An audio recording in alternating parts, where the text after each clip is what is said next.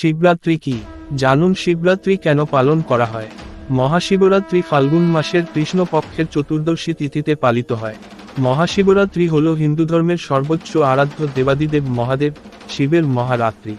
অন্ধকার আর অজ্ঞতা দূর করার জন্য এই ব্রত পালিত হয়। অগণিত ভক্ত এদিন শিবলিঙ্গে গঙ্গাজল, দুধ, বেলপাতা, ফুল দিয়ে পূজা করে থাকে। সব ব্রতের মধ্যে সর্বশ্রেষ্ঠ হল এই মহাশিবরাত্রি। ব্রতের আগের দিন ভক্তগণ নিরামিষ আহার করে। রাতে বিছানায় না শুয়ে মাটিতে শোয়া হয়। ব্রতের দিন তারা উপবাসী থাকে। তারপর রাত্রিবেলা 4 প্রহরে শিবলিঙ্গকে দুধ, দই, ঘৃত, মধু ও গঙ্গাজল দিয়ে স্নান করানো হয়। তারপর বেলপাতা, নীলকণ্ঠ ফুল, ধুতুরা, আকন্দ, অপরাজিতা প্রভৃতি ফুল দিয়ে পূজা করা হয়। আর ও নমঃ শিবায় এই মহামন্ত্র জপ করা হয়। সেদিন রাত্রি জাগরণ করা হয় ও শিবের ব্রতকথা মন্ত্র আরাধনা করা হয়। ভারতবর্ষের 12টি জ্যোতির্লিঙ্গ তথা সমস্ত শিব মন্দিরে এই পূজা চলে। তান্ত্রিকেরাও এই দিন সিদ্ধিলাভের জন্য বিশেষ সাধনা করে। আবার এই রাত্রেই শিব ও পার্বতীর বিবাহ হয়েছিল। এর নিগূঢ় অর্থ হল শিব ও শক্তি তথা পুরুষ ও আদিশক্তি বা পরাপ্রকৃতির মিলন। এই মহাশিবরাত্রিতে শিব তার প্রতীক লিঙ্গ তথা শিবলিঙ্গ রূপে প্রকাশিত হয়ে জীবের পাপনাশ ও মুক্তির পথ দিয়েছিলেন। শিব মহাপুরাণ অনুসারে অতি প্রাচীনকালে বারাণসী তথা কাশীধামে এক নিষ্ঠুর ব্যাধ বাস করত। সে প্রচুর জীবহত্যা করত। একদিন শিকারে বেরিয়ে তার খুব দেরি হওয়ার ফলে সে জঙ্গলে পথ হারিয়ে রাতে এক হিংস্র জন্তুর ভয়ে এক গাছের উপর আশ্রয় নেয়। কোনো শিকার না পেয়ে সে হতাশ হয়ে গাছ থেকে একটা করে পাতা ছিঁড়ে নিচে ফেলতে থাকে। সেই গাছটি ছিল বেলগাছ। আর সেই বেলগাছের নিচে একটি শিবলিঙ্গ ছিল। সেদিন ছিল শিবচতুর্দশী অর্থাৎ মহাশিবরাত্রি। আর ব্যাধ ছিল উপবাসী। তার ফেলা বেলপাতাগুলো শিবলিঙ্গের মাথায় পড়ে, এর ফলে তার শিবচতুর্দশী ব্রতের ফল লাভ হয় তার অজান্তেই। পরদিন ব্যাধ বাড়ি ফিরে এলে তার খাবার সে এক অতিথিকে দিয়ে দেয়। এতে তার ব্রতের পালন ফল লাভ হয়। এর কিছুদিন পরে সেই ব্যাধ মারা গেলে যমদূতরা তাকে নিতে আসে। কিন্তু শিবচতুর্দশী ব্রতের ফল লাভ হেতু শিবদূতরা এসে যুদ্ধ করে যমদূতদের হারিয়ে ব্যাধকে নিয়ে যায়।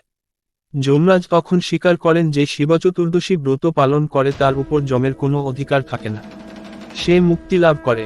এইভাবে মর্তলোকে শিবচতুর্দশী ব্রতের প্রচার ঘটে। শিব পূজায় শিবলিঙ্গ স্নানার্থে প্রধানত গঙ্গাজল বা গঙ্গাজল মিশ্রিত জল ব্যবহার করা হয়।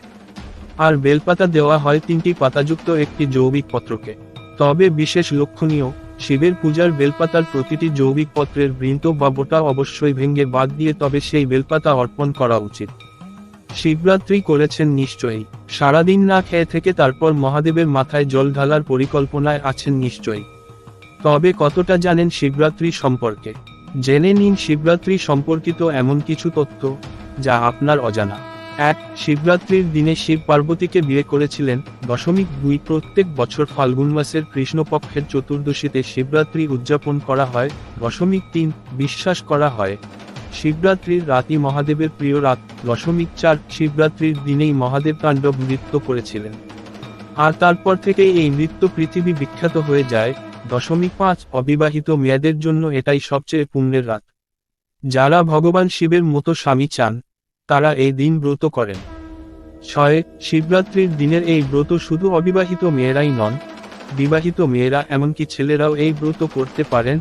7. শুধু মহাদেবের মতো স্বামী চেয়ে বড়ই নয়, সাফল্য এবং সমৃদ্ধি চেয়েও এই ব্রত করা যায়। 8. শিবরাত্রির ব্রত করলে অশুভ শক্তি থেকে মুক্তি পাওয়া যায়। 9. নিশীথকলা বা যে সময়ে মহাদেব শিবলিঙ্গের রূপ ধারণ করেছিলেন সেই সময়ই শিবরাত্রি ব্রত উদযাপনের উপযুক্ত সময়। 10. সমুদ্র মন্থনে বিষ পান করেছিলেন মহাদেব। বিশ্বাস করা হয় এই কারণেই সারারাত জেগে শিবরাত্রি ব্রত পালন করা হয়। 11. শুধু ভারতেই নয়, সারা বিশ্বের বিভিন্ন প্রান্তে শিবরাত্রি পালন করা হয়।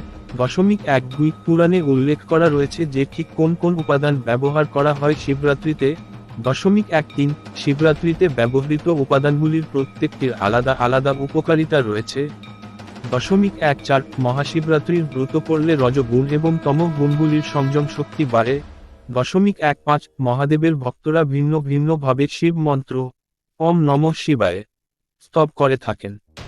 ওম নমঃ শিবায় এই ধরনের ভিডিও পেতে চ্যানেলটি সাবস্ক্রাইব করে বেলটি বাজিয়ে রাখুন।